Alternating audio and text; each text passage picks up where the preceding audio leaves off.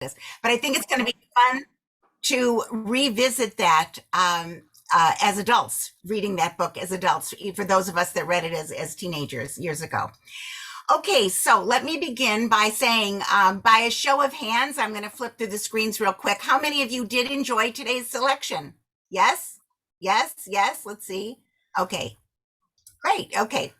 I want to start by telling you a little bit about the author. Lisa Wingate was born in 1964. She's the author of more than 20 novels. Many of them were bestsellers. Of course, the one we know so well was Before We Were Yours. We did it as a group. And that was, of course, a very well-received novel that she did. She is an inspirational speaker as well. She was born in Germany, but she was raised in Oklahoma and attended Oklahoma State University. That's where she got her bachelor's degree in English and communications. She's married to a fellow by the name of Sam. He is a science teacher and a rancher. They live in Texas. And also in Arkansas, near the Texas border. What's interesting about Wingate is she is one of the few authors who has been able to make the crossover between Christian and mainstream markets. Her works generate large sales. She's also won numerous awards. And there were many interviews that I did get to see on the internet, in YouTube with her.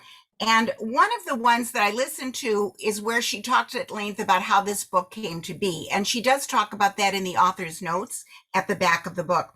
But again, just to refresh your memory, she tells this story that somebody was reading this book, was reading her old book, Before We Were Yours.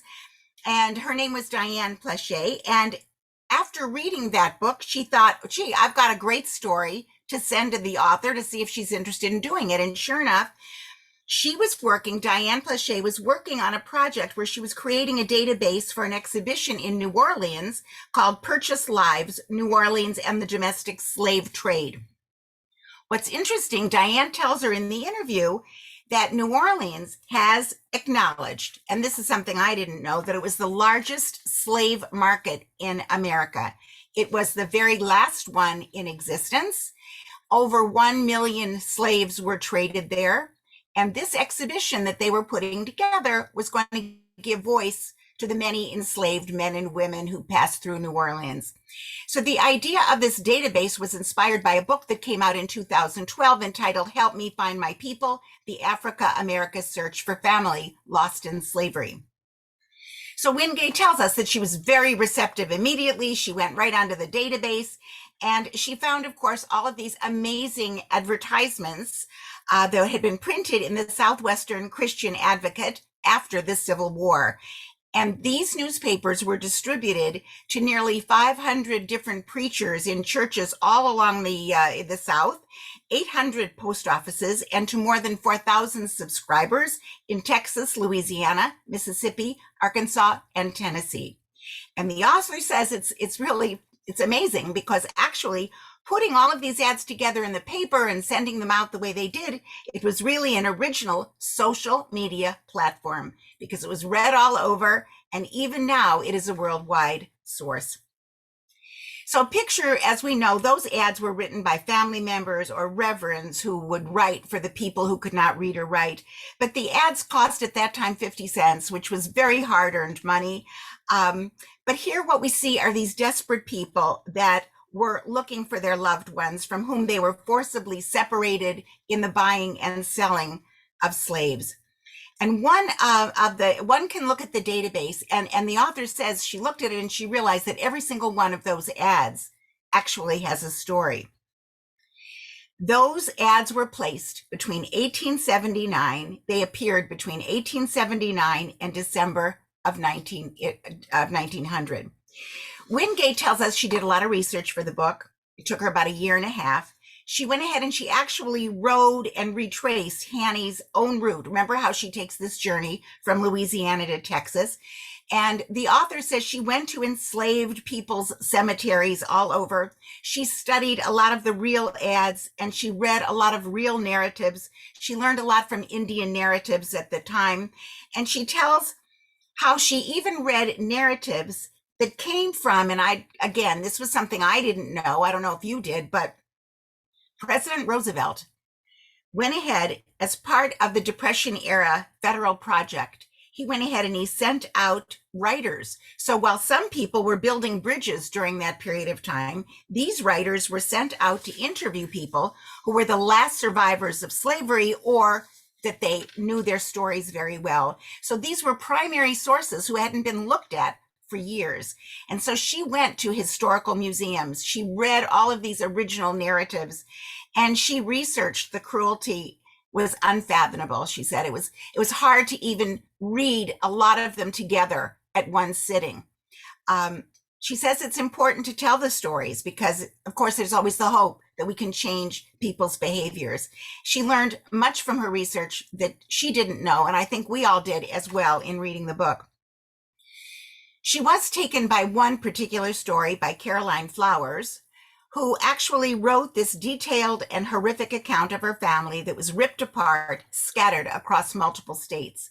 Caroline placed the ad in 1892, 30 years after the war. She was already 60 years old, and she was still hoping that someone reading the ad would recognize a name and help her to reunite with her loved ones. Picture 30 years after the Civil War.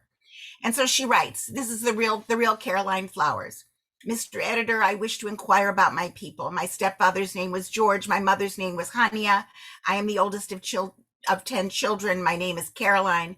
And she names all the other 9. And she tells how they were stolen from Texas by a nephew. And she's brought back to Mississippi and she's sold. And she tells the entire story. And the author tells us, of course, we can see the original database. All we have to do is go to the New Orleans database. But there's another database that's also very important. It's called Last Seen, Finding Family After Slavery. And that's put on by, that's organized by Villanova University. One that actually has had a lot of success is one that's called the Georgetown Memory Project. It aims to identify 300 individuals that were sold by Georgetown University in 1838. So what they've done is they've put together, thanks to the Lost Friends data, they have actually made 230 family identifications that have been made. People have actually traced their roots to this Georgetown University memory project through that. So these advertisements are incontrovertible proof that the victims were real people, real stories, real names, real families. And she says, the author says, these ads are the ultimate testimony to the strength, resilience, and resourcefulness of Black families in America. So with that bit of background, just to give you a brief summary to refresh your memory, Wingate takes this true story from Caroline Flowers. She creates a fictional story. Her main character is not Caroline. Her main character is Hanny. And it is the painful story of her family's separation amidst the destruction of the post-Civil War period. So she begins this story of Hanny in 1875, Louisiana. And it's the tumultuous era of Reconstruction. And there are 3 young women, if you remember, that are going to go off as very unwilling companions, and they're going on a dangerous quest. You've got Hanny, who's a freed slave. We have Lavinia, who's the pampered heir to this now destitute plantation. And we have Juno Jane, Lavinia's half-sister, actually. She's Creole. And each of them carries these private wounds, powerful secrets, and they're heading to Texas. They're trying to find out some information from the man who owns, the father who owns this plantation. And of course, what we find on this whole route are there's going to be a lot of vigilantes, soldiers still fighting a war that's long over. But for Lavinia and Juno Jane, this story is really financial for them. It's a story of stolen inheritance. They're trying to get their rightful inheritance. But for Hanny, it's a whole different picture. She was torn from her mother and her siblings before slavery's end. And this pilgrimage is bringing up this whole agonizing question. Could she possibly find her family again? And of course, she's got all this hope that she can reunite with them. So we've got that story going on. And then there's an alternate story going on as well. We've got it intertwined. We've got this modern day teacher by the name of Benny Silva, and she is desperately trying to reach her students. The year is 1987. this Benny Silva has taken a job at a poor rural school, and we find out that she too she needs a little. She's in a state of needing some recovery herself.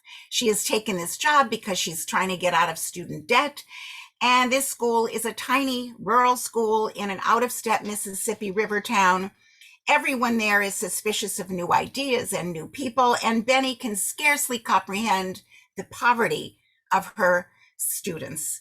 Her classroom has a few white kids, I think maybe 8 or 10 white kids. The rest are all black, or it's very mixed, immigrant children, Native American children.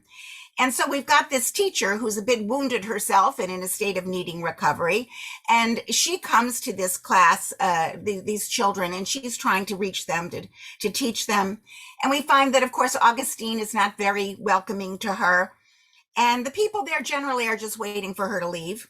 And what she's finding is not only people that are that unfriendly, but old cemeteries and old and rundown plantation homes. But there is one plantation home in particular that she finds that holds a lot of secrets. And these 3 young women, of course, are very much tied to this plantation home. And what later we find out is that there's a book housed in this place that's going to change a lot of lives and a lot of things. So Wingate structures this book. So we're going to see that these characters are going to actually rise out of their graves and tell their story. Okay, so I've given you some background. Now it's your turn. I want to talk about the style of the book, first of all. Did you like, first off, the author's use of language? In the historical we'll call them sort of historical chapters versus maybe contemporary or modern chapters, right? So talking about Hanny's experience in those days, did you have any trouble with her language? What did you think of it? Did you feel sort of engrossed in it, engaged in it, in those stories? Yeah. Lynda, I really liked it a lot, to be honest with you. I thought her use of language was gorgeous. I wasn't so sure at first how I liked her going from the old to the new. I found that a bit, somebody just wrote in there, they found it confusing. And I did it first too, but I thought, I wrote down so many quotes that she said it was amazing. So I really liked that. I did too. I found her language very descriptive. What about the rest of you? I think that I found that with her use of language, I don't know, I was very moved from even the very beginning when Hanny says, and I'm going to use a quote here, "All my mama's children were carried off one by one and 2 by 2 sold away in trader yards. Aunt Jenny and 3 of her 4 girls gone too, our numbers dwindling as we tramp behind Jep Loach's wagon, slave chains pulling the grown folk by the wrist, and us children with no choice but to follow on." To me, that really is so descriptive. Don't you just really see them walking. What did you think about the inclusion? Well, let's go back to your thought on the alternating chapters. How many of you find it confusing, or what did you think about that? And why do you think she chose to do that? Why did she choose to do the story with that style? Lynda? Jillian, yeah. Yes. I didn't like the back and forth. I almost wanted to skip ahead and read like this teacher's story, because if I wasn't reading it all in one sitting, I just found it very like too much back and forth. I like to just read the story. I know why she did it, because in the end it comes together. Yeah. But I didn't like the back and forth. Didn't care for that style. No. Yeah. What about which story resonated the most with you, Jillian? Was it I like the teacher. I like the teacher story. I found the other story kind of confusing. With the whole, like when they were on the boat and the beginning. The journey. The journey. I found a little, I don't know. I didn't love that story. Lynda? I liked it at the end. It was better at the end. Beverly, did you have something? Were you going to say something? Yes, thank you. I actually enjoyed the back and forth because I recognized, not that I'm a maven, but I kind of recognize there has to be some kind of a tie-in. And it propelled me to continue reading because by gosh, I was going to see how they connected. And I liked her. I liked the language from a writer's point of view. I thought it was incredibly clever of her to be able to adapt a person who's obviously is a good writer, an excellent writer who wrote in normal English language. And then she could go back into the language during the 1800s from the slaves who were not, unfortunately, well educated. And yet she was able to get the message across. But for me, it propelled me to push on. So where was the connection? And I was so thrilled when I realized the connection. So you thought you were really intrigued by that. Yeah. Yes. Marilyn, did you have something?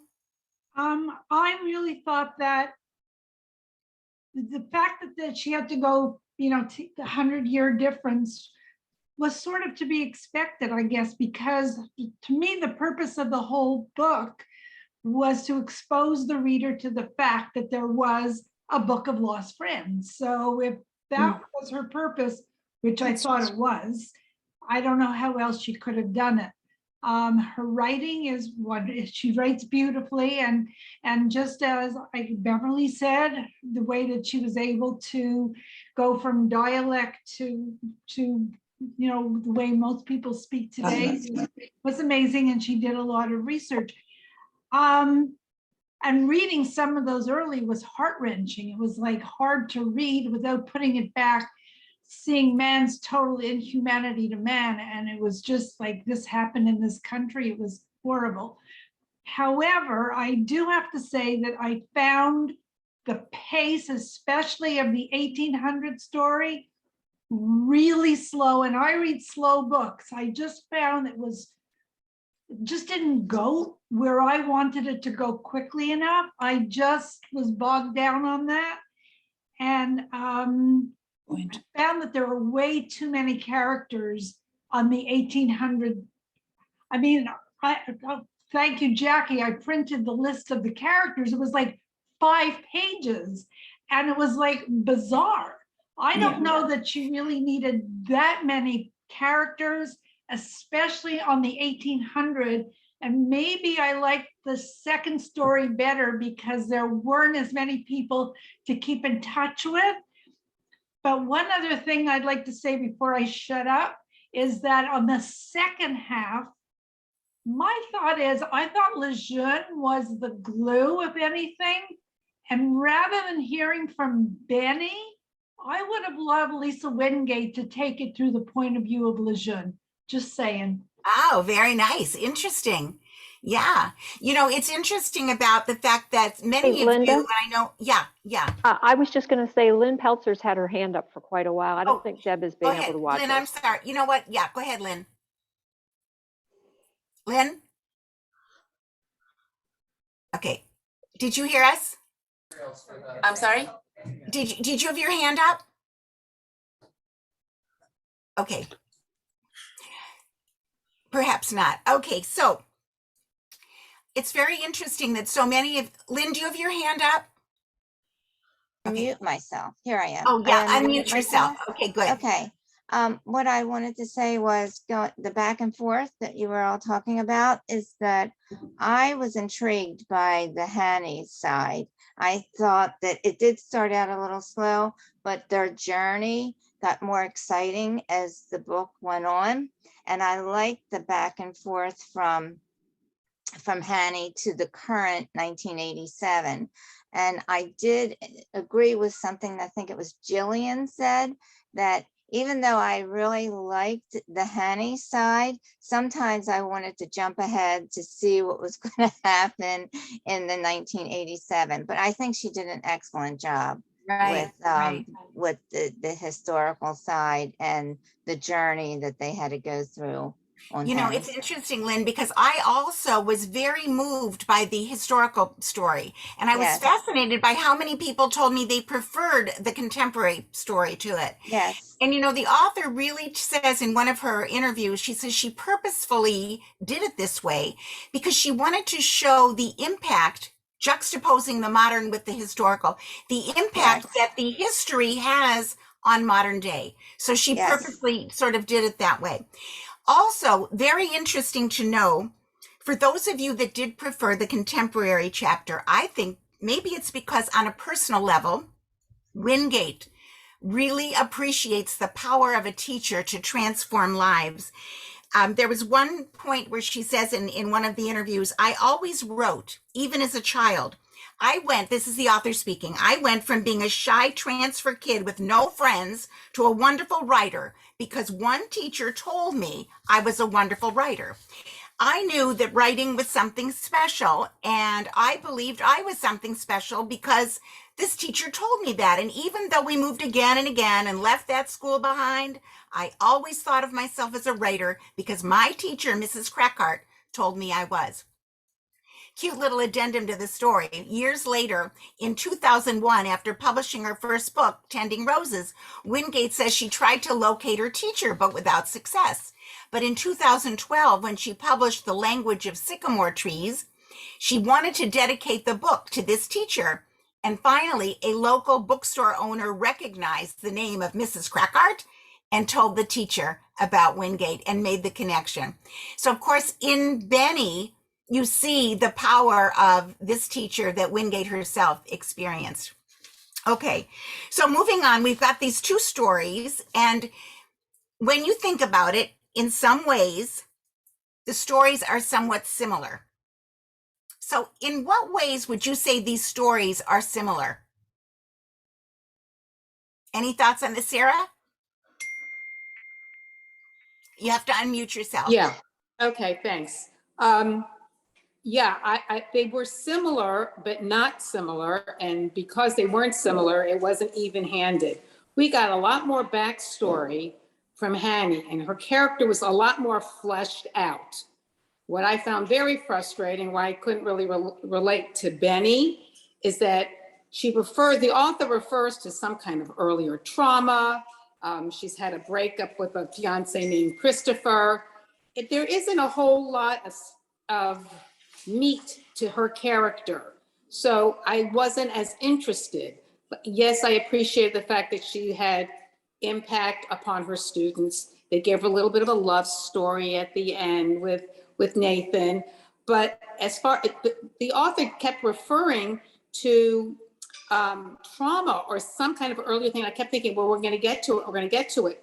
And then she never really got to it. Not that I could see unless I've overlooked it. I mean, I see some heads nodding, so I don't know if that's Just at the end, the last page. just at the very end. It was so like, oh, I got to go now. So I got to zip this thing up real fast. It was, Yeah. I just kept looking for it. Whereas opposed to Hanny, we got a sense through the beautiful use of the author's words, the trauma that was when she was ripped away from her family at the age of 3 or 5 or whatever she is, and her sense of loyalty to not only the two women she was trying to rescue, but also to the family that she left behind, or her new family she left behind. You got some warmth, you got some depth, you got some psychological something. And I didn't get that from Ben. So that's why I don't. From Benny. Yeah. Not at all. No, not at all. You know, it's interesting because there's so much background, and backstory to Hanny that it did, I have to admit, as much as I found it so poignant, that historical part, the family tree was very confusing. I had to keep going back to figure out who was in the end, who was related to who and how they were related. So I do understand what you're saying in terms of the backstory. Jackie? I think that said, oh, excuse me, I think I got muted. No, maybe not. Yeah, I think one thing that Sarah said was interesting, and it happens with her writing a lot. It's like every book you read of hers, the last 10 or 12 pages, it's sort of like she goes, oh my God, my time is up and I've got to wrap this up. And I think that's kind of typical of all of her writing. Interesting point. I was thinking I almost felt like this was purposeful, what she did. She was building suspense. I mean, maybe she didn't deliver enough at the end, but she was, because you were kind of wondering all along, well, what was the secret? What was the thing, right? What broke up the relationship with the fiance? Why, what did happen there? So yeah, you don't really get any backstory until those last pages. By the way, just a little note here. I'm seeing on my screen, I can see hands that are going up, but if you're on my second screen, I can't see your hands. So please use the use the chat on here just to the signal if your hand is up, so that just in case I can't see you physically on the Zoom screen, okay? And I don't want to miss your comments. All right, so let's go on and talk a little bit about the characters. We started to talk about Hanny. She's very well fleshed out. What do we know? What do we say about Hanny? How would you describe her? How does the author describe her? Well, to start you out, she's heartbroken, right? She's a child. She watches her family being ripped apart one by one, two by two, she tells us, right? What else can we say about her? She's loyal. So loyal. What else? I thought she was really smart and extremely creative. Totally. Absolutely. What else? She had to be strong to drag the She was mentally strong and physically strong to schlep them and put them on the horses and everything else that she was able to do for those girls. Right. What else?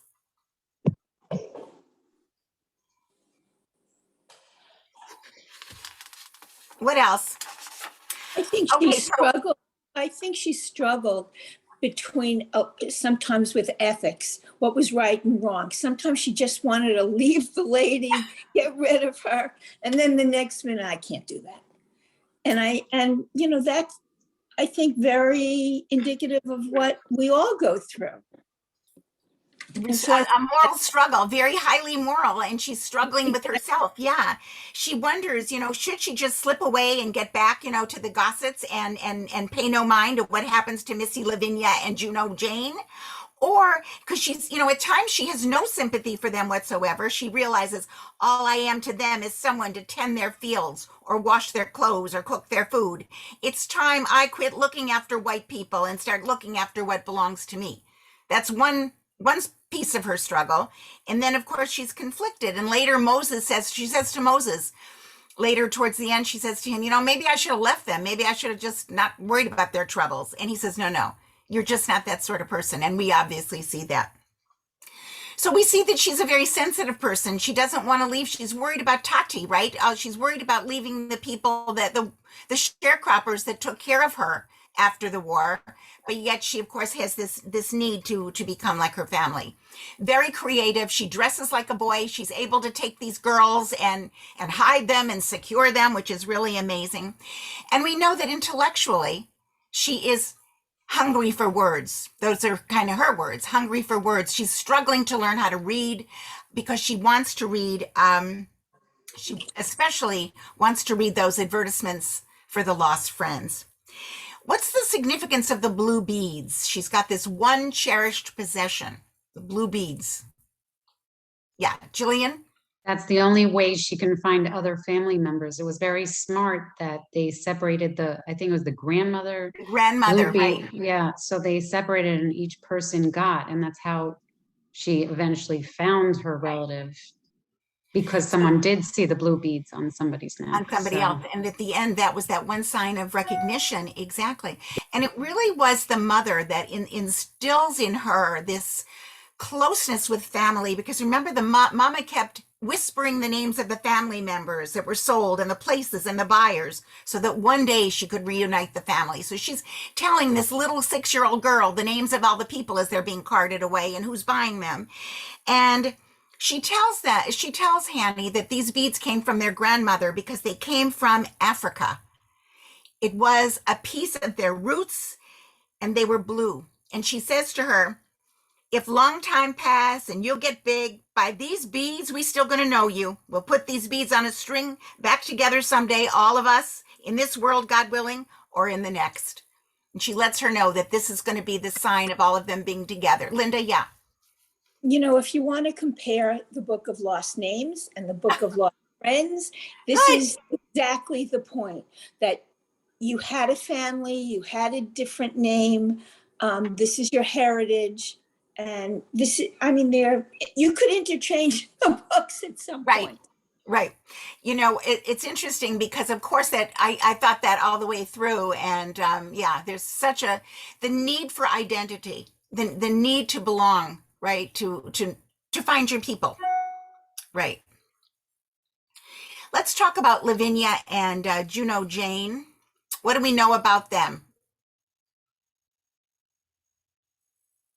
Well, Lavinia was quite the piece of work, wasn't she? I mean, she was really quite spoiled. What else about her?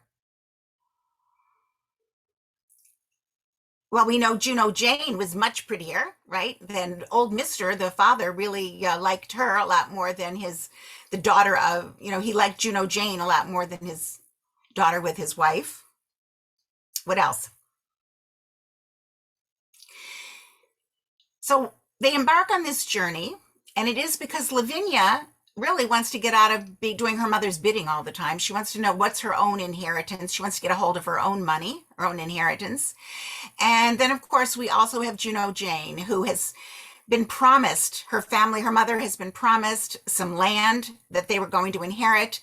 And of course, it turns out that Lyle, remember, he was the slave owner's son. He's gone ahead and he's trying to sell the land that should have gone to Juno Jane.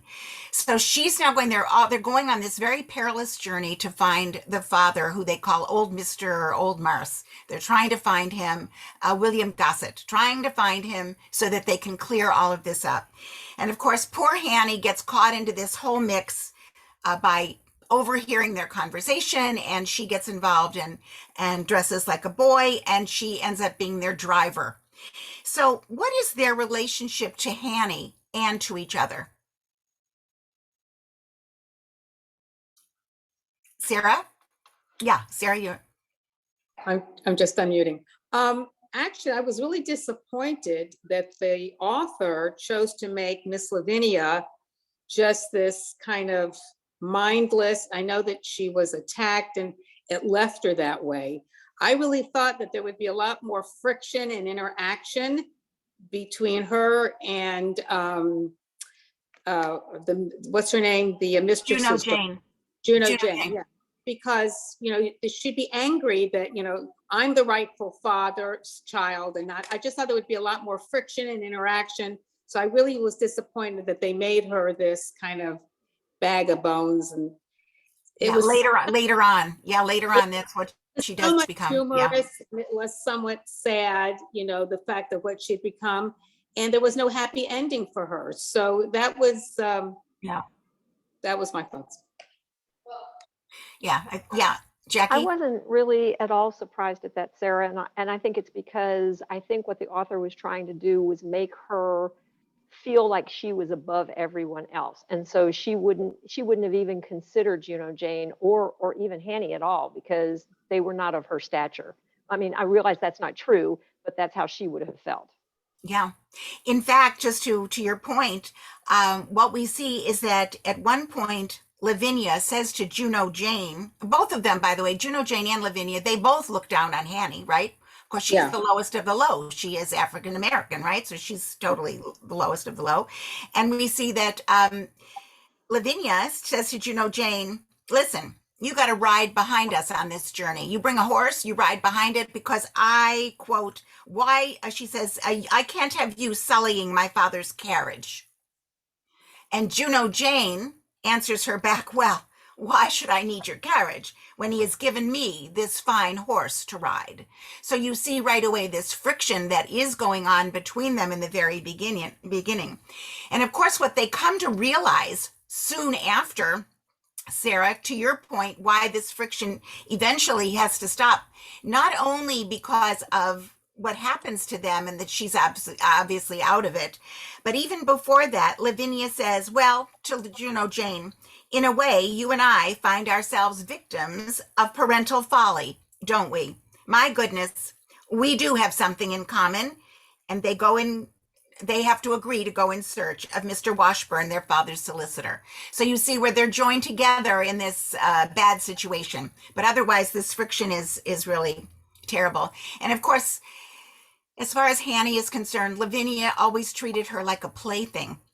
It was incredible. When she was 3 years old, they would bring Hanny into the room just to keep Lavinia quiet, to take care of Lavinia at night, to stay with Lavinia.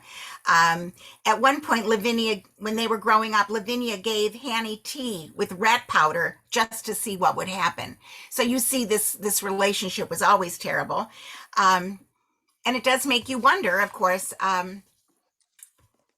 why Hanny does what she does. So, of course, what's interesting is that these relationships evolve. And what do we end up seeing as these women are on this journey? As Sarah points out, obviously, the friction disappears between Missy and Jane. How else does this evolve?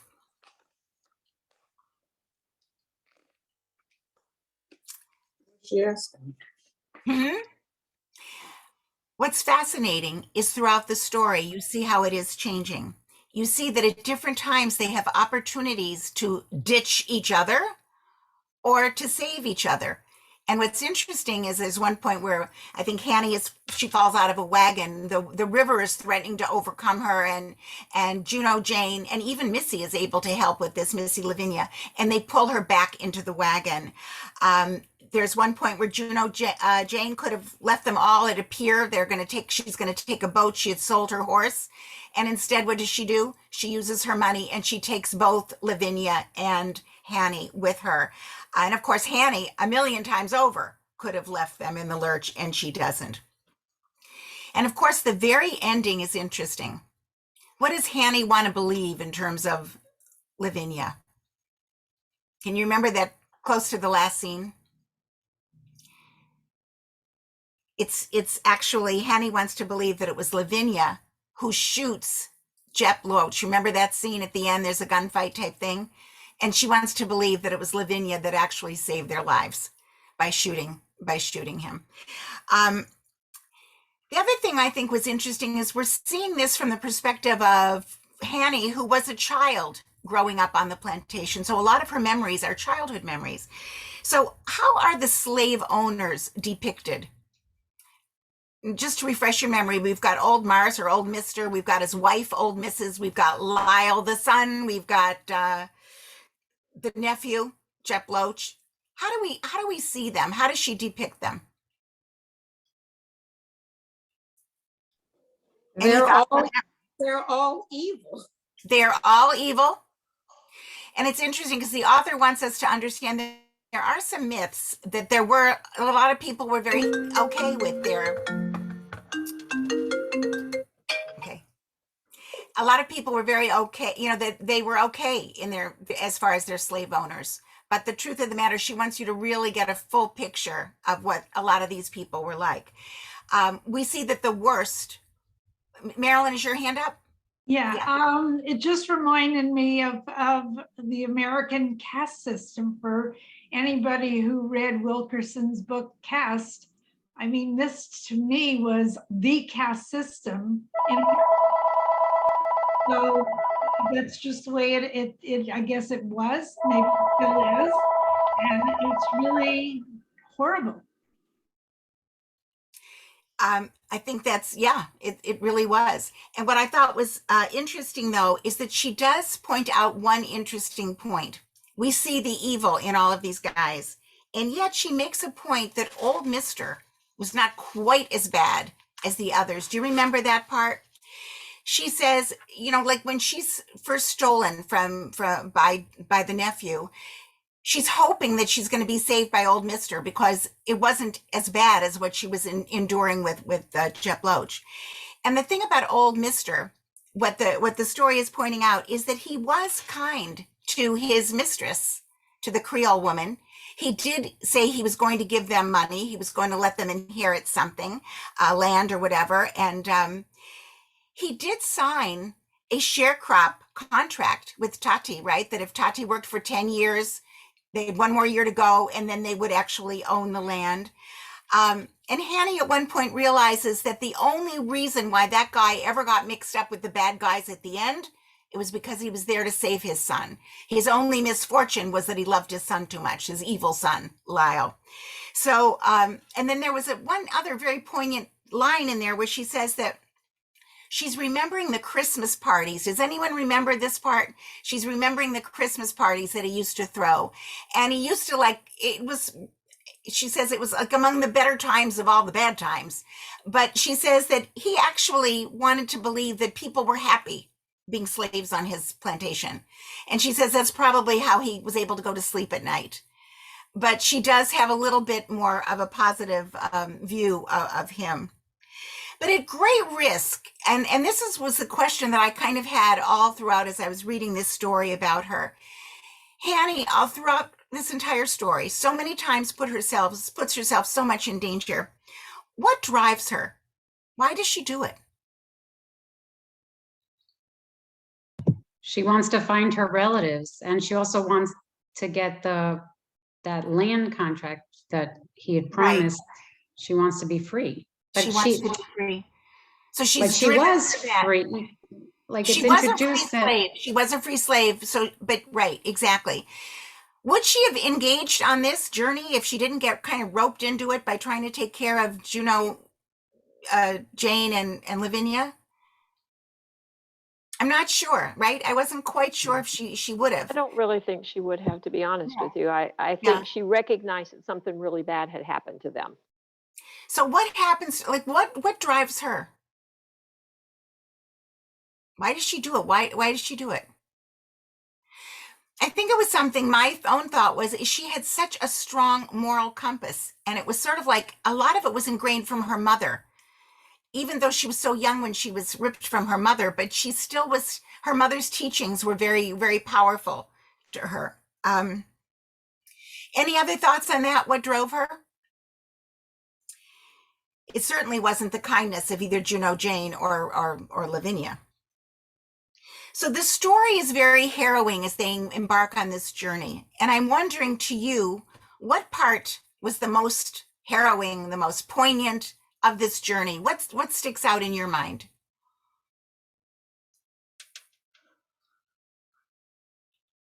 For me, there were so many. Yeah, Lynn? Lynn, you have to unmute. You have to unmute. Yeah. Lynn?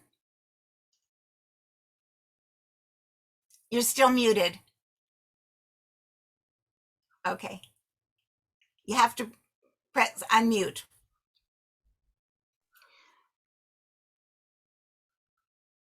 Anyone else want to share? Lynn, we can't hear you. Okay. I actually, although I was looking in my notes and my mind's gone completely blank as to his name, was it Moses? I actually like that he, and I want to say too, before we categorize and stereotype everybody, we have to remember, you look at it from one person's point of view. There are many points of view. And I think with him, she was trying to demonstrate that. She had a view of that man, and he actually really wasn't at all what she thought he was. And I really liked that. That to me was very poignant. It was very poignant. Yeah, she was so frightened of him. Exactly, yeah. Anything else? Now. Hi. Yeah, Lynn, are you okay now? Yes, I'm unmuted. This was in like the middle of the book, but it talked about when Granny T came to speak to the children, and she explained to them about the library that they couldn't go to because it was created by the ladies of the New Century Club. Yeah. And there was a grant attached to that by the Carnegie Library, but they didn't accept it, because if they would have accepted that grant, everyone could come to the library. Right. And everyone meant any color, religion, race, whatever. So they just kept it so that only white people could go. But the Black ladies in the community that worked like bake sales and did all kinds of work on their own accepted the grant and opened the other library, which was called the Colored Carnegie Library New Century Club. Right. And that was like the first free public library, at least there in that location. Right. And I found that thought to be very interesting I also. thought that was very interesting. Yeah, I yes. did too. As a matter of fact, they said that there were 12 libraries that were specifically for were specifically colored libraries. Yes. And they went through 8 states, and they're mostly southern states, but they actually did that because of the Jim Crow laws. So Carnegie went ahead and set up those grants specifically for those libraries. That was very interesting. Yeah. Yes.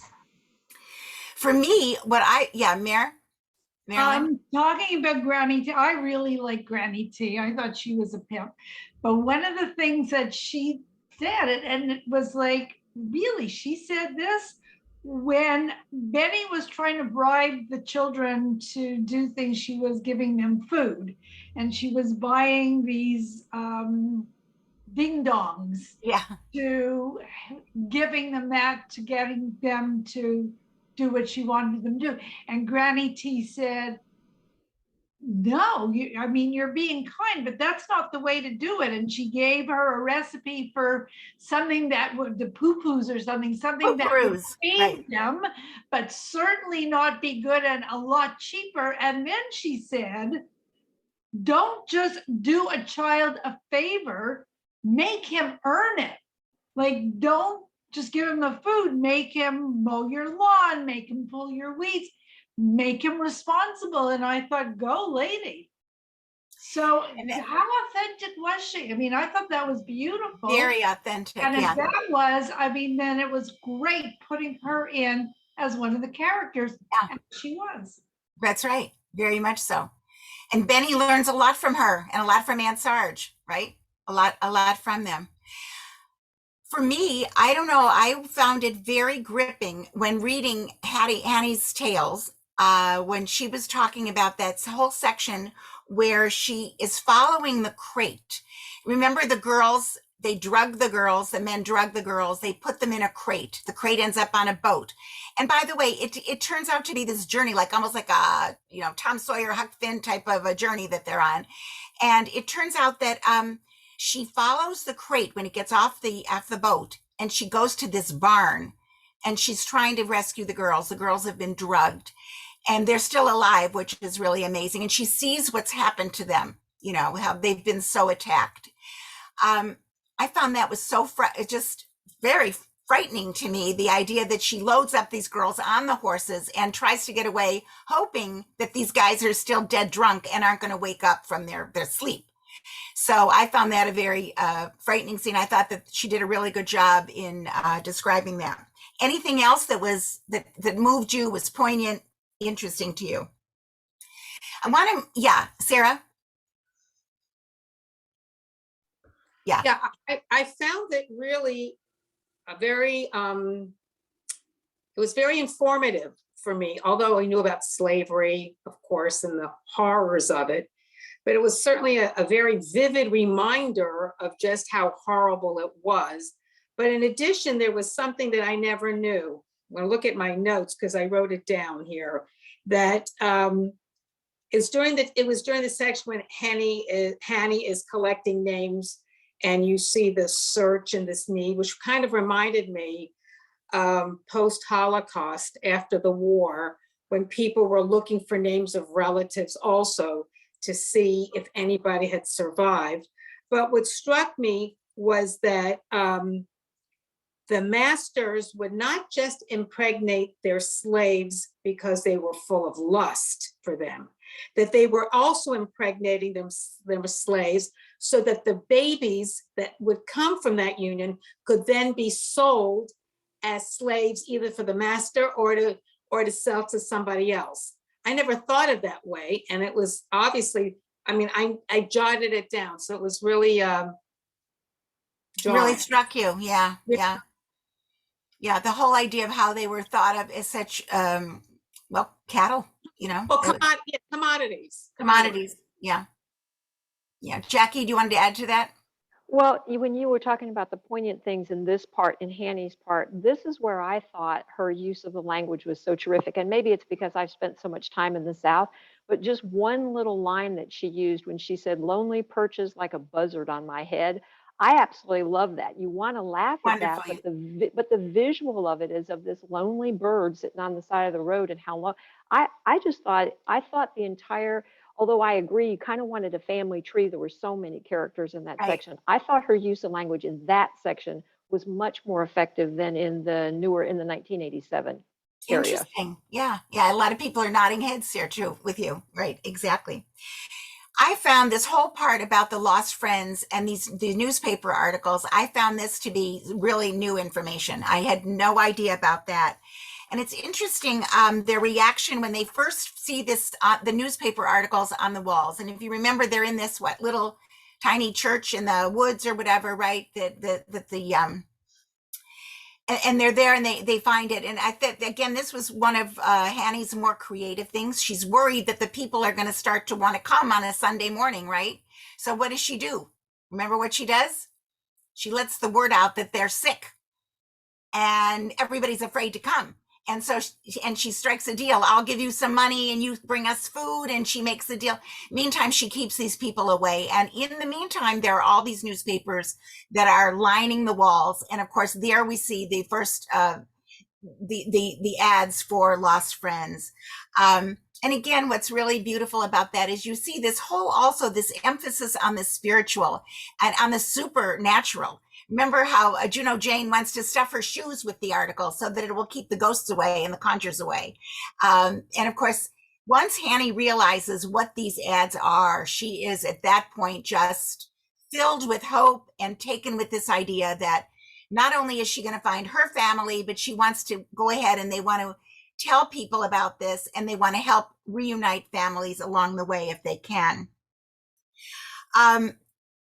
I want to go back to this whole idea of Moses and Gus. These are two relationships that the author is pointing out to us. Were you surprised about Moses? And then were you surprised about Gus at the end when you read the end of the book?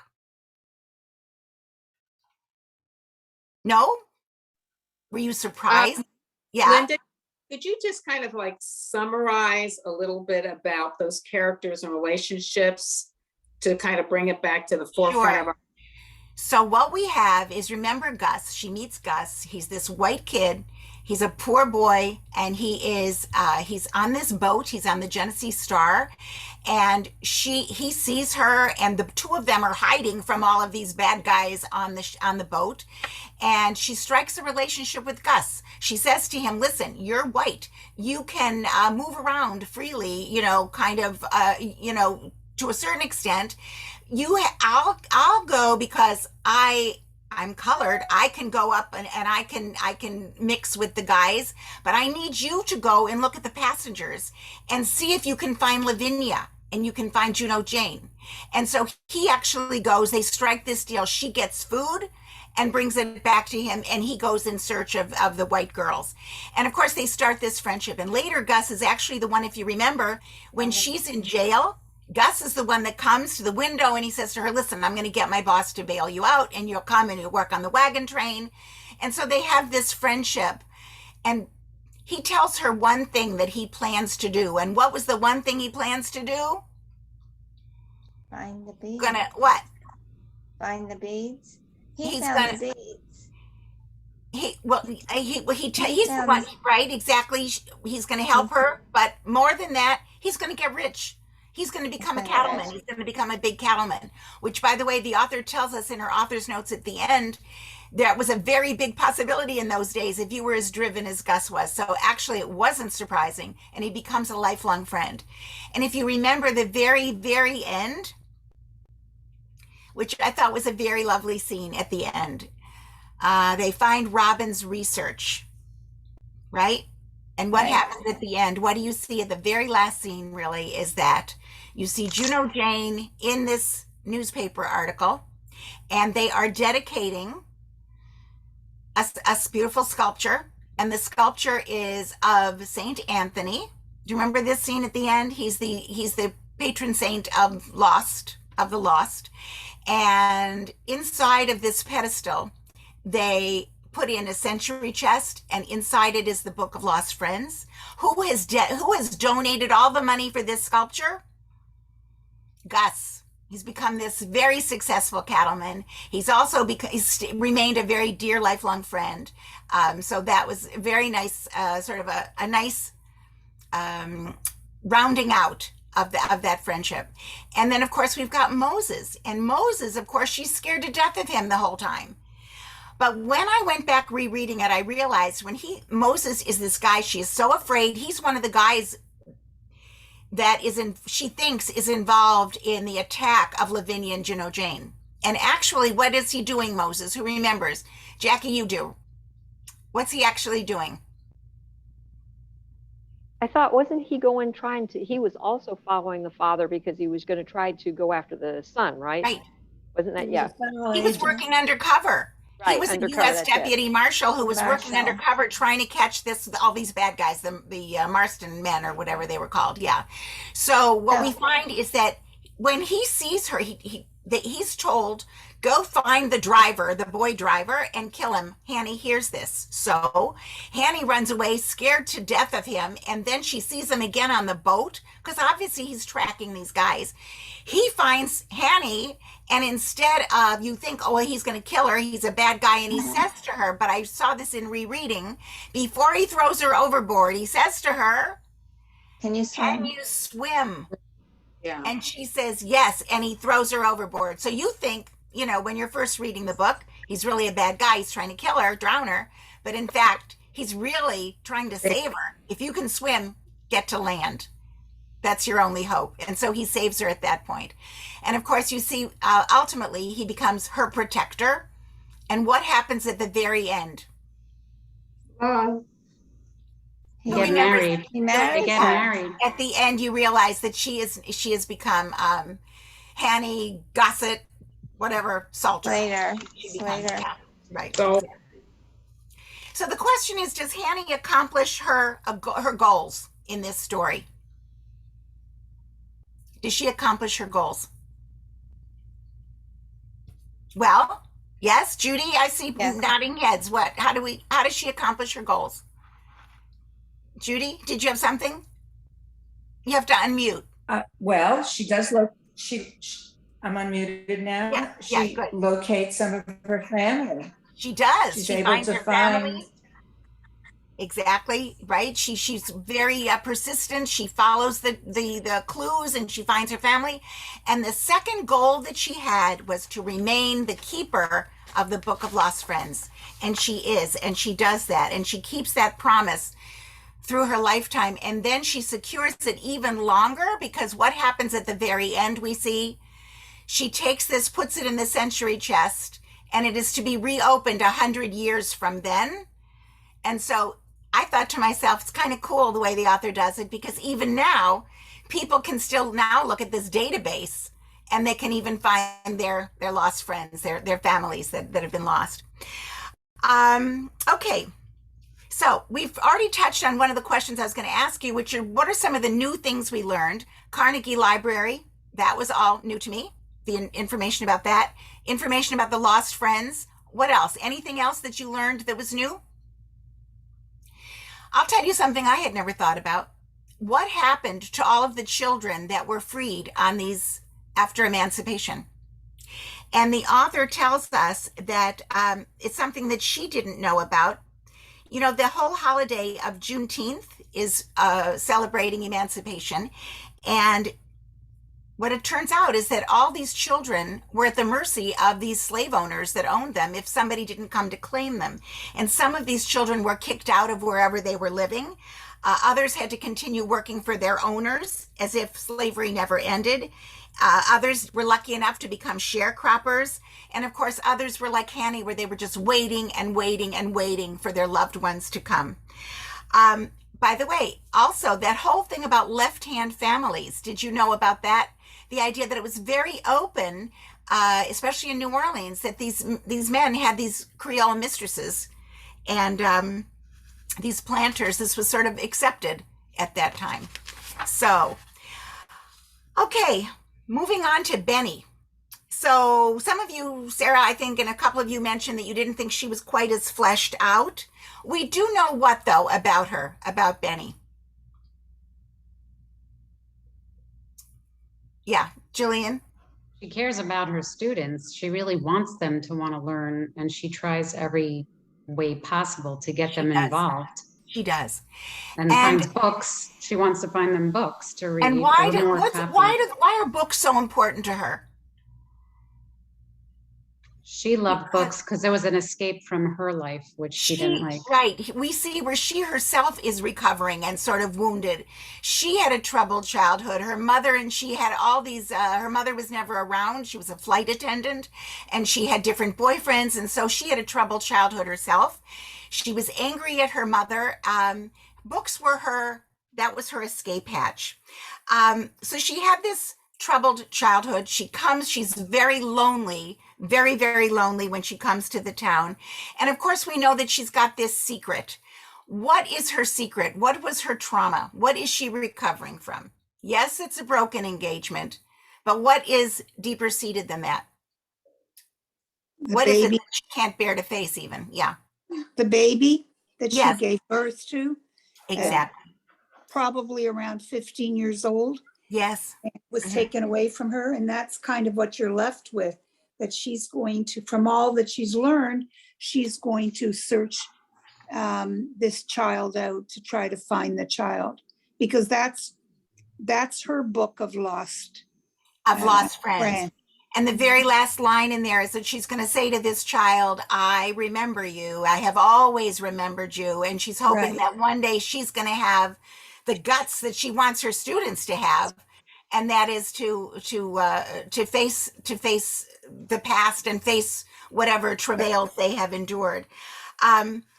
Let's talk about her relationship with the kids and how that develops and how that affects the children and herself. Yeah, Sarah, did you have something? Yeah, before you go to that, I don't know if anyone else feels the way that I did. It seemed kind of like a throwaway to put all of a sudden, she was an unwed mother who gave away her child.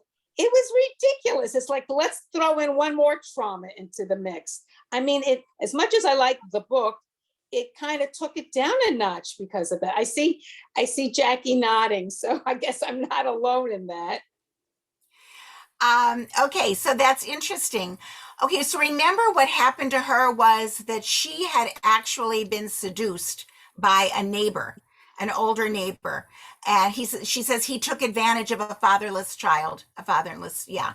And so obviously he seduced her, and the mother insists that she gives away the child. And therein you do see. So yeah, that was not fully developed. Yeah, okay. You're right. Several people are nodding on that one. Yeah, Jackie? I actually agree 100%. And I actually found, instead of enticing me to want more, to know more about her because they kept saying she had a secret, I got tired of it, to be honest with you. I got to the point where it's like, I don't care what her secret is. Let's just move along. You know what, in terms of moving along, let's go back to what Marilyn was talking about, LaJuna. Wanting to be this, almost like you'd want her point of view. Let's talk about LaJuna. So here we've got Benny. She's really she's got this very unruly class, these kids that are absolutely not interested. She's trying to teach them Animal Farm. They are not interested. And they are just loud and shoving and pushing. And actually what's very interesting is that they make the comment in here that her classroom reflected the town, because you had all of these people, you had the blacks and the whites and everybody separated, and everybody, all of these different power plays that were going on. And then she's got these kids. She's got kids who are hungry. You got that with Little Ray, and that's why she makes the ding dongs, eventually the pooperoos. And then you've got LaJuna. What do we know about LaJuna? Because she is a very interesting character. And she is more fully developed, actually. What do we know about her? Her mom's not around much either. Her mom is not around. She's been raised by Aunt Dicey. In some respects, she's the Black version of Henny. There's a lot of parallels there. Both of them extremely smart, with basic good common sense. Both And- of them caretakers, right? Both of them Right, caretakers. exactly. Mhm. Yeah, thank you. Yes. Interesting, very interesting. Yeah, Marilyn, yeah. I thought that one of the things that Lejeune said that I made a note of, when Benny was saying she was worried about the parents' reactions, the parents' reaction to the books, she said, don't worry about the parents. They got bigger things to care about than their kid doing what their kids are doing in school. And I thought that was like wise above her years, and just gave insight as to the type of person or character she was. I mean, that's true then, it's true now. Yeah. This is a kid who was taking care of younger siblings all the time, having to skip school to do that. And if you remember, the very first meeting that Lejuna has, or not a meeting, but the first sighting the teacher has of Lejuna, that Benny has, is in that auto accident when she loses her bumper or something. And all of a sudden she sees Lejuna's the one who reaches out and grabs this little Tobias character, a little guy who's always running around unsupervised. And she's the one that pulls him back and saves him. So you see this. And Granny T at some point says about Lejuna, this is a really good girl. She's a really good girl. What else about her? So we know that the judge, who is, of course, what? Nathan's grandfather, right? Nathan has now inherited the house. And the judge has given this Lejuna kind of access to the house, right? And why does he know her? Why does he know her? Do you remember the connection there? The judge? Aunt Dicey, her aunt who was raising her, was his housekeeper. So she spent a lot of time in the house. Okay, so that's how. So, but right away, there's this connection that the judge has with her. And Lejuna turns out to be a very pivotal character in the book, because she's actually the one that knows what's going on in that library, right? And what's going on in that library, what does she ultimately show to Benny and later on to Nathan?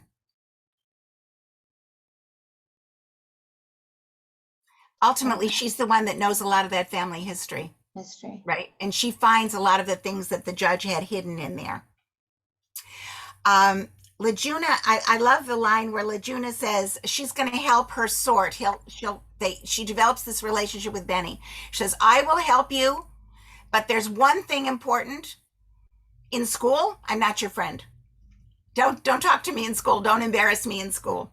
But she has this, they start this relationship where she's really helpful to Benny. And of course, Benny is very helpful in terms of mentoring and guiding her as well.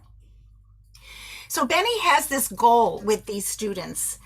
What does she want them to accomplish? What's really her goal here?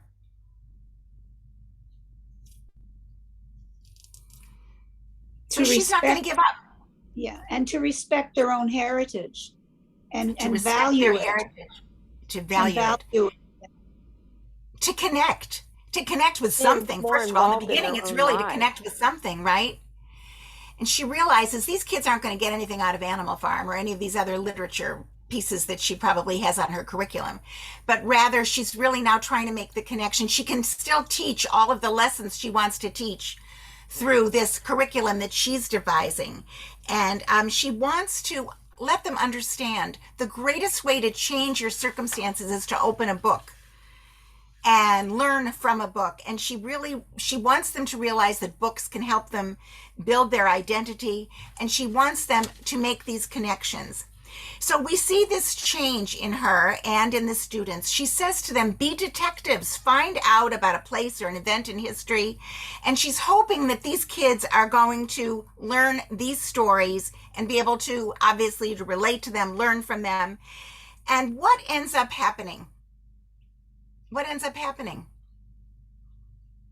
I love this line. She says, all of a sudden, she says, the kids get so excited because they remember something about Tales from the Crypt, and they're now going to change it, and it's Tales from the Underground, and they're going to go to the cemetery, and they're going to research these people. And she realizes, and she has a line in there, which I'm trying to find here, where she says, she says, there's fresh tinder everywhere, I think was the line. Fresh tinder everywhere. My classroom is afire.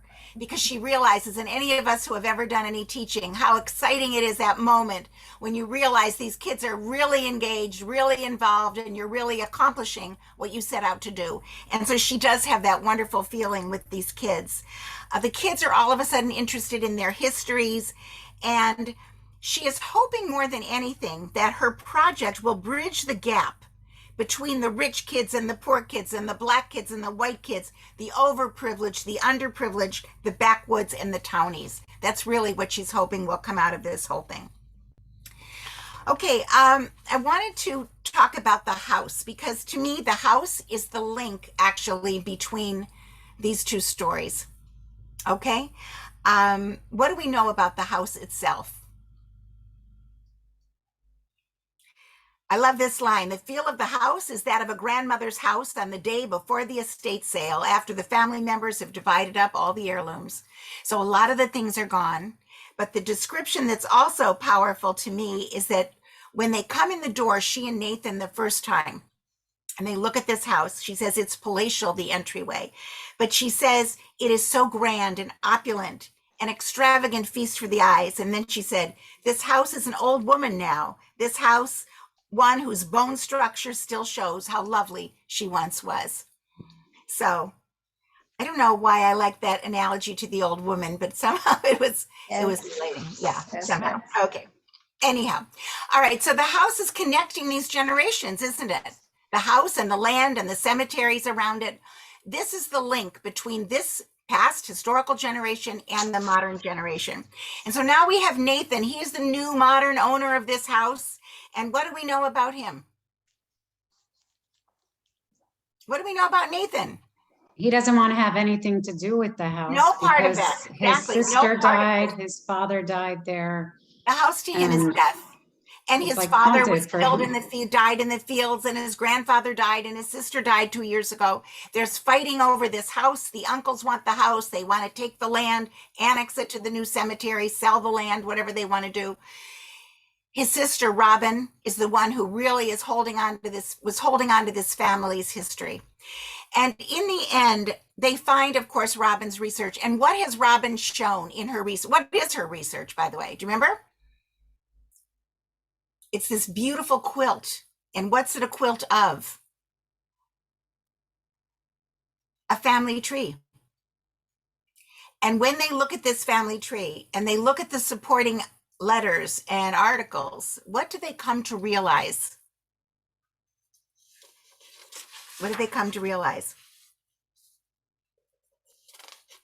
They're all interconnected, really. They're so interconnected. They're so interconnected. All the blacks and the whites. It's no surprise there's a lot of black gossets and a lot of white gossets, right? And they are all interconnected, exactly. And this is something that nobody wanted to really ever own up to. It was supposedly, when the author says I think Lajuna says, yeah, it's an open secret, but nobody talks about it. What's interesting in the story is, what is it that is the secret that the judge does know? The judge knows. At the end of the story, what do we come to realize? What about the ownership of that house? Who owns that house? Well, who should have owned it? Okay, just to refresh your memories, at the very, and this is a statement, of course, that the author wants to make. At the very end of the Hanny chapter, of the Hanny section, we see there's a shootout. All of the heirs of William Gossett are killed, right? Lyle is killed, Lavinia is dead. There's only one remaining person. Hanny is not a direct heir anyways, right? But who would be? It's Juno Jane, the one child, right? She's the Creole daughter. Okay, so now she goes back and she is trying to fight for her right ownership. That she should have inherited that house. Do you remember there was an article in the paper that falls out of the research, right? They find in Robin's research. And that article says that Juno has had a 12-year court battle. And what happens? the courts, rather than give it to the Creole daughter, what do? They give it to distant cousins. And so the Gossets that currently own that house were not really the rightful owners. It should have been Juno Jane. So you really see, I think the author is also wanting us to see how history, it really only when you know the history do you really know the truth. And we don't really know that until that history is unburied. So, in what ways do we know that Benny's teaching is a success? How do we know that?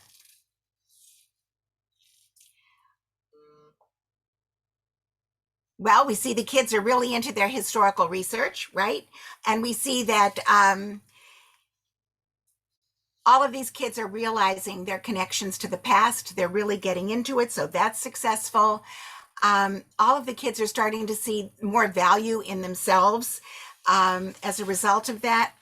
And they're all seeing these interconnectedness. And it's cute that one of the boys who was considered white trash, his name is Fish, one of the Fish boys. I don't know if you remember this.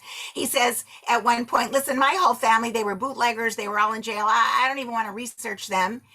And it turns out his mother's maiden name was McClatchy. And so Nathan says, oh, that's funny. We had a lot of McClatchys in our family. Why don't you go back and research this guy by the name of Gus McClatchy? And of course, we're going to find out that this little white trash who thinks he's nothing, he's going to find out that, oh my goodness, he really has this wonderful ancestor by the name of Gus McClatchy. But even more than that, we see, of course, the fact that at the very end, she takes these kids and they're at the state capitol. And they've uncovered this book of lost friends. And all of a sudden, this history has come to light. And all of a sudden, these kids know that they're doing something important, and the people who are hearing, they're actually hearing this history. So Lynn, what I was struck, I don't want to interrupt you, but I don't want us to get kicked off and at 3 o'clock. Oh, okay, good. Okay, so just to wind up, let me ask you this. I had a couple last questions. Main characters, Hanny and Benny, did you see similarities with them? Yes. How so?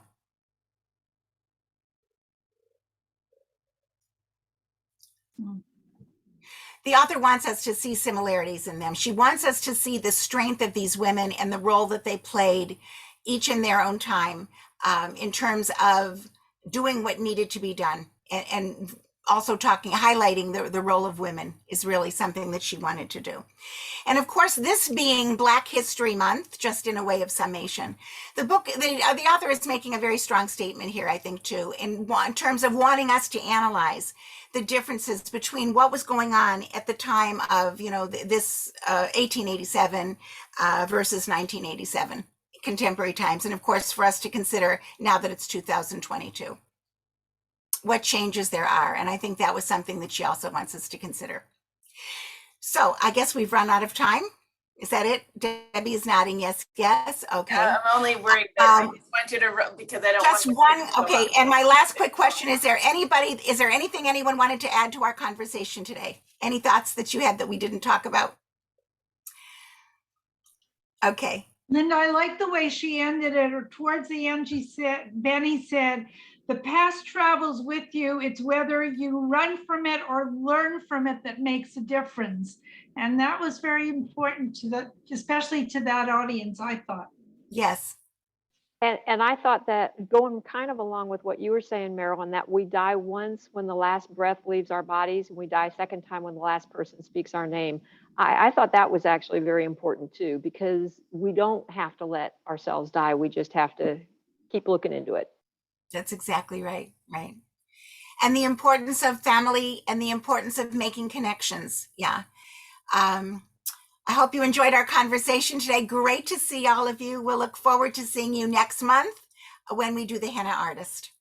And just remember, registrations are up and available for the next book discussion, actually, and for April and May as well. So thank you, Lynda, as always, this was definitely more of a, kind of all over the place book, and you, as always, brought it together, and it was a great discussion. So thank you for that. And thank you to our friends at the Stirling Road Library for partnering with us every month to bring this, and we will continue to do this. So Everybody, thank you for being here. Have a great day. Thank And you. have a great month, and we'll look forward to seeing you all next month. Bye, guys. Bye. Thank you. Bye. Thank you.